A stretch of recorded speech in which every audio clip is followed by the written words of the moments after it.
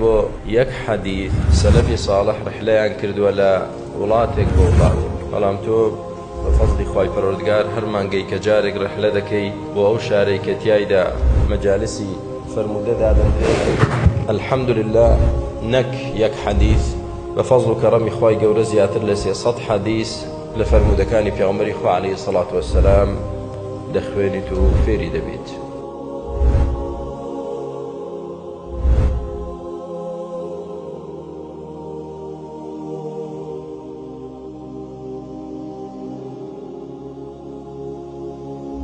وإنما يخشى الله من عباده العلماء.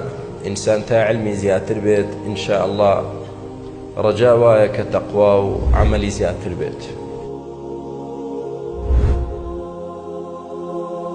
بخلق دلين خلقينا كدا تانويت تواو لدينك حاليبا دتانويت براستي لإسلام شارزابا فرمون أوي ميلاتي بيغمبري خوا عليه الصلاة والسلام.